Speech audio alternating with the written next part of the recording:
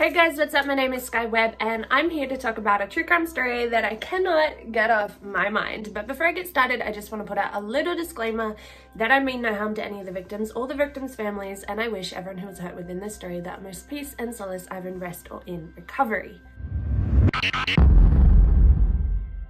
With that out of the way, happy True Crime Thursday and welcome back to my channel, or just welcome if you've never been here before. Today we're looking into the Whitaker murders. The Whitaker family consisted of 4 people, mum and dad, Patricia and Kent, and 2 brothers, Kevin and Thomas, or Bart as he liked to be called, because his name was Thomas Bartholomew.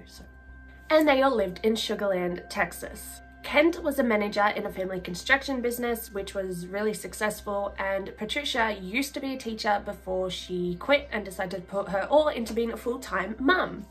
Growing up, the 2 boys, the 2 brothers, were the best of friends. Bart was older, so Kevin sort of looked up to him and, you know, aspired to be him. But Bart also looked at Kevin and thought he was a fucking great kid and wanted to be him because he was just a very good kid. And so they were just very, very close, like best buddies, and both really admired one another. The boys both attended Clements High School, but Bart was actually kicked out after participating in a number of burglaries with his friends, which is so bad. And this was super concerning for his parents that were just like strict and wealthy and like straighty 180, very religious. Like, this was not good. And so they actually took Bart to a psychologist to try and get to the bottom of like why he was participating in these burglaries. And the psychologist actually said that Bart was experiencing the symptoms of a delusional paranoid disorder, which sucks, but nothing really could be done. He wasn't diagnosed with anything, and so life went on. Then by the time college rolled around, Patricia and Kent were more than happy to foot the bill of their kids' education. But Bart's situation ended up getting a little bit tricky. His parents paid for him to attend 2 different schools. They paid tuition at Baylor University as well as Sam Houston State University, both of which Bart just wasn't a huge fan of. He wasn't overly fond of these places. He didn't really enjoy school. But regardless of him disliking school, his parents paid for a townhouse for him to live in. They bought him a luxury car. Hey guys, so I actually lost a little bit of footage while I was editing. So on the 10th of December 2003, Bart returned home to celebrate his graduation with his family. They ate out at Papa Do's and Bart was given a 4K watch as reward for his hard work at school. They ordered his favourite dessert, had a family food fight, and then returned home.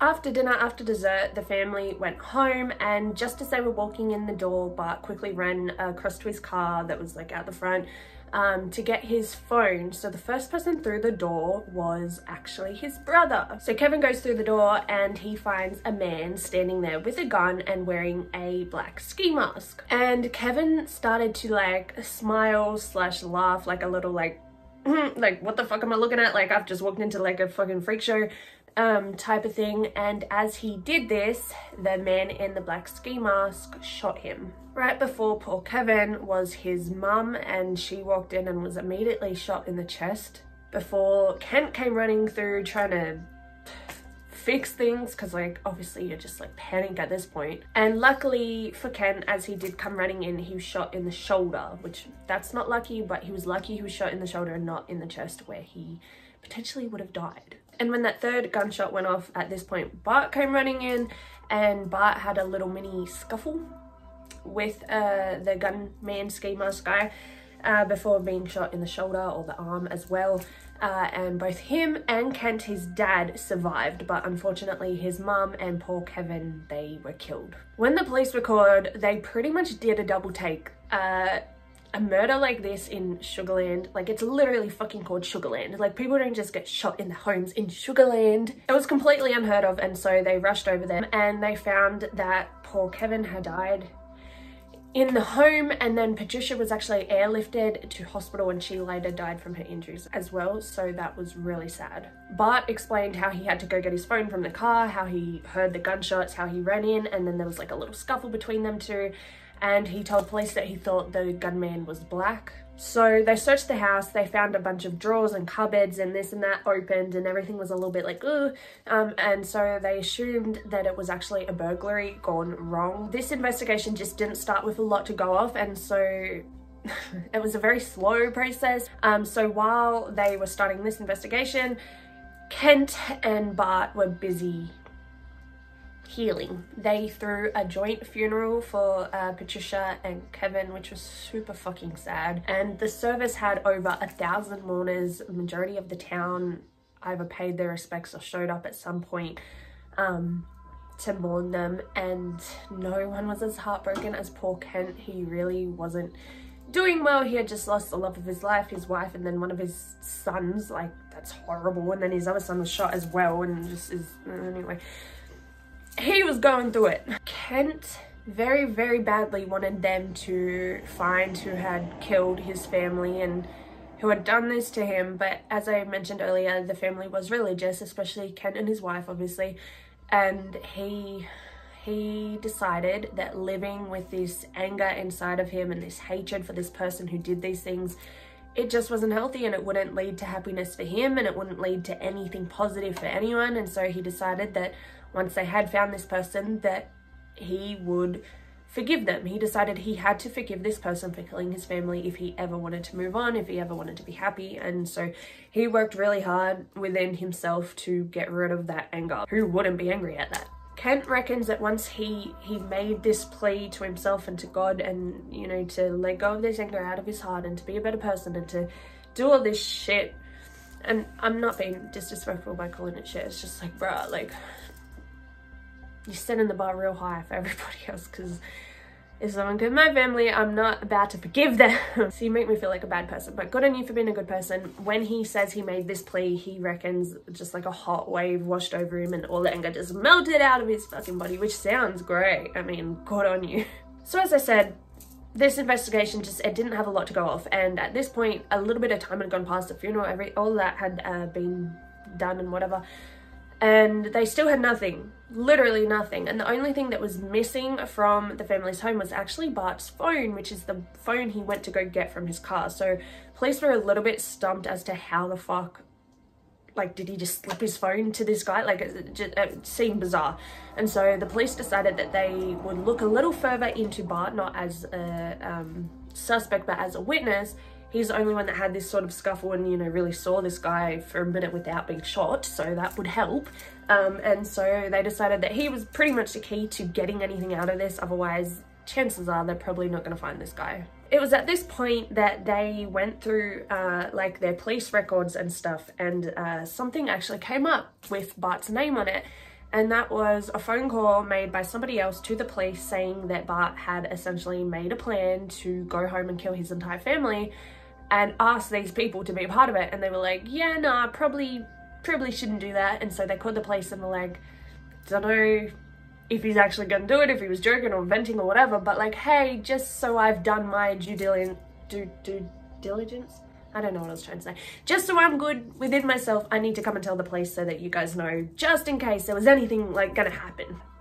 Going back and seeing that that was made a report and now his family had actually been shot, they were like, what the fuck? So as it turns out, 2 years prior to these murders, another police department, one outside of Sugarland, actually called up the Sugarland police department and said, hey, someone's come to us and said that this kid, he has a plan to go kill his whole family, tried to get these people in on it, they don't want to be a part of it, probably nothing is going to come out of this kid could have been venting or whatever the fuck, but just so you know, there was a plan. And so Sugarland Police Department then called up Kent and Patricia and said, hey, not to alarm you, but just so you know, the police were called because your son literally made a plan to come home and kill you all. Be on the lookout for your son. And from there, Ken and Patricia called him up, obviously freaking the fuck out, like, sorry, what is happening? And he pretty much just summed it up to a miscommunication, like misinformation, whatever, misunderstanding, and nothing ever came from it. But now that the police had found this old phone call, something was a little bit off about Bart, because what are the chances that there was a police report about this, him coming home and killing his whole family, and now he had actually come home and his family, at least half of it, had died? It seemed pretty suspicious. So the police, their next move was to go back to the family home and get both Bart and Kent to reenact a video reenactment of the night and what had happened.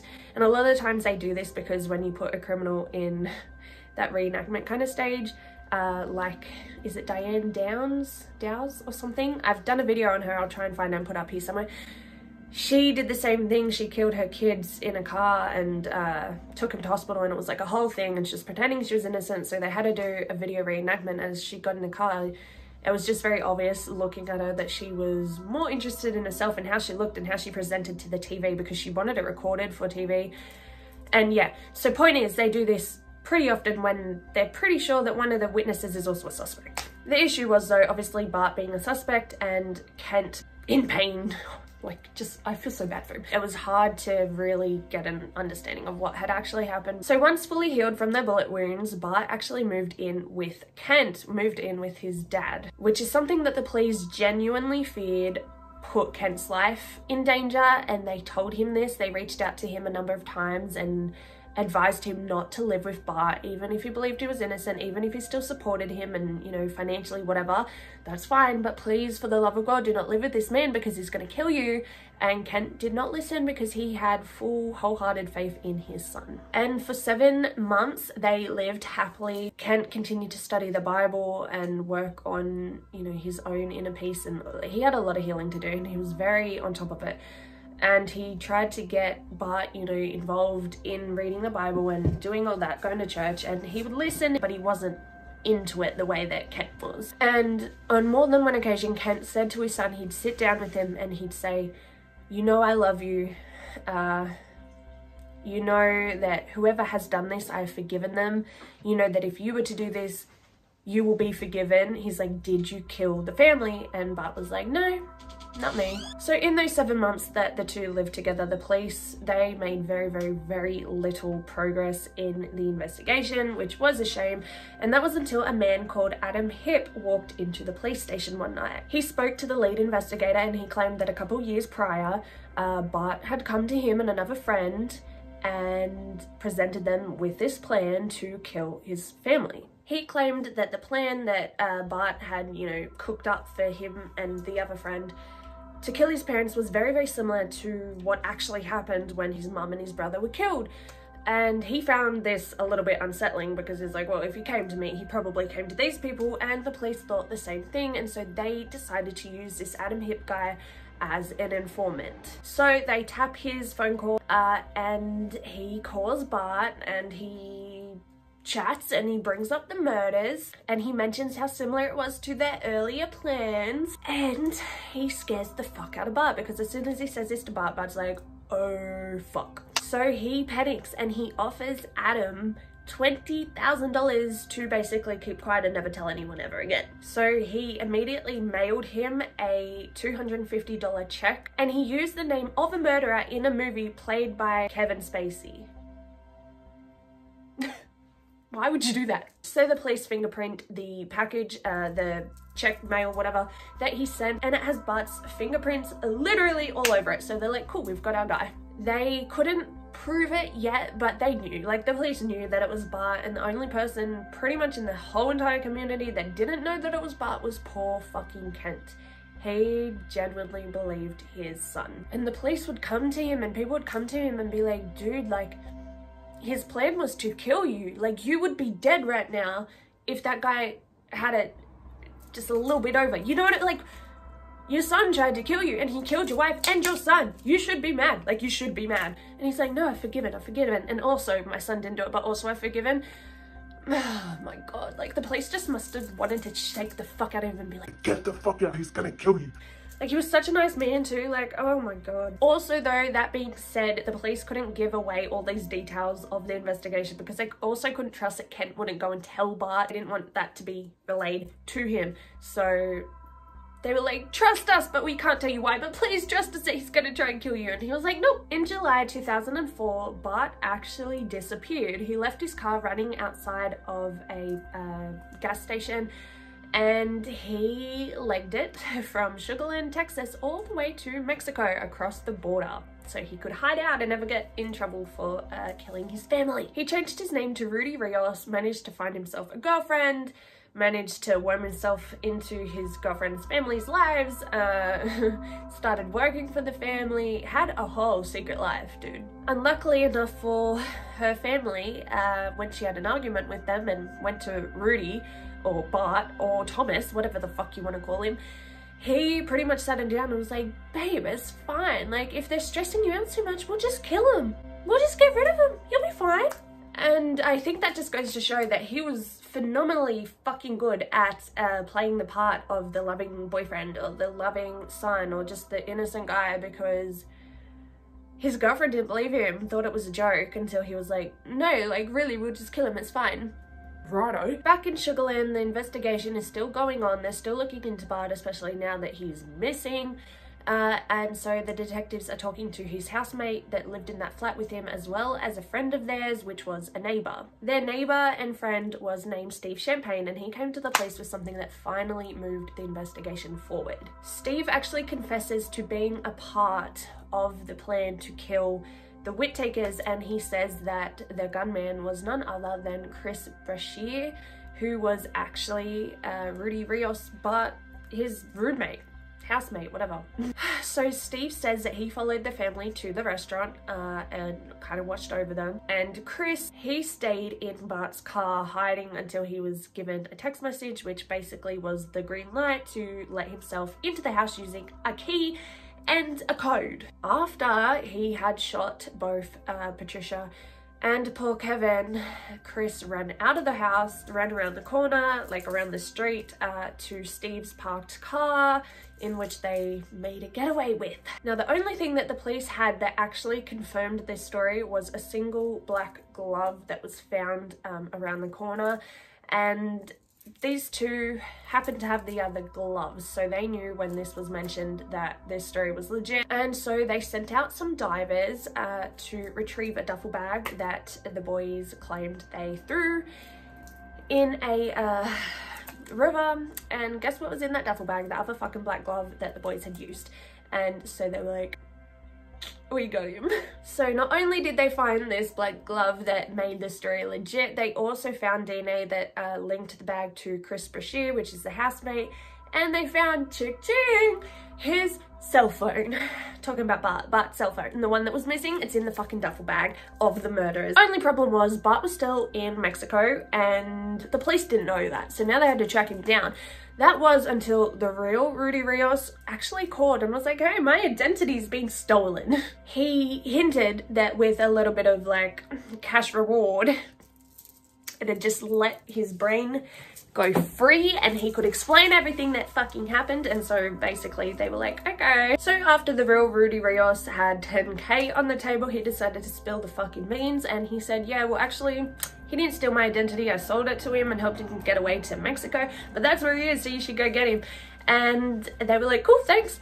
Pleasure doing business. And they went and got Rudy Rios, the fake one. They went and got Bart and brought him home to his dad.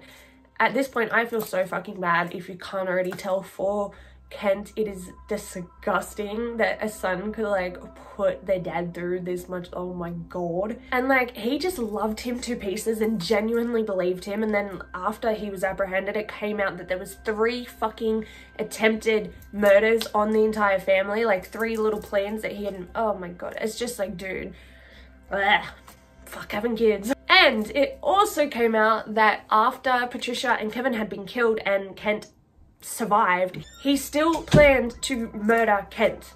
So for those 7 months where they're living together and Kent is looking after him and paying for everything and working on himself to be a better person and to forgive the person that killed their family, he's literally living with his family's murderer, who is also his son, who also still wants to kill him. And when Bart was questioned about why he would do this, why he would want to kill his own family, he pretty much said it was out of revenge for him being alive. He's like, basically, I didn't want to be in the world. I didn't bring myself here. They brought me here. Fuck you. It's revenge. I don't want to be here. And they pretty much were like, well, you didn't really have to do that, but why would you kill Kevin then? And he's like, don't know.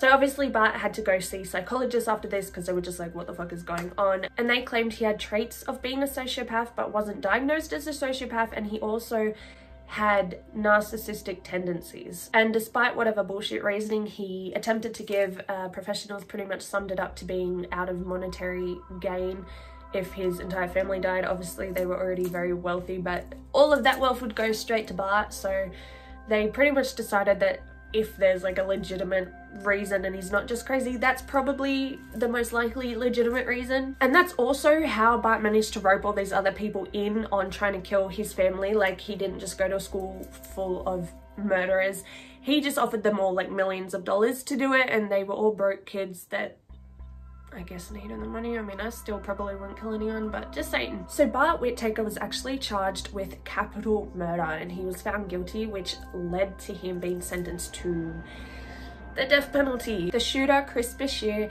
he actually took a plea deal which gave him life in prison, which spared him from the death penalty. And Steve Champagne, he was sentenced to 15 years in jail. So poor Kent was just further devastated by this outcome. He did not want his son to die, and so he spent the entire 11 fucking years that his son spent on death row trying to partition his son's death and just get it thrown out. He truly fought tooth and nail to save his son's life. He was making phone calls and writing letters and going to meetings and speaking to people, and just an astronomical amount of work went into trying to save his son's life. He wrote to the Texas Board of Pardons and Paroles and ended up having a 1-hour meeting with the chairman of the board just to plead his son's case. He said that losing his son to capital punishment would literally strip the very last piece of him that he had left. And literally hours before he was set to be killed, to die, to just fucking goodbye, Bart Whitaker was granted clemency. He was then sentenced to life in prison. So that is the horrible Whitaker's murders. Let me know what you think about this one in the comments down below. What do you think about Bart and his bullshit, what's it called, motive?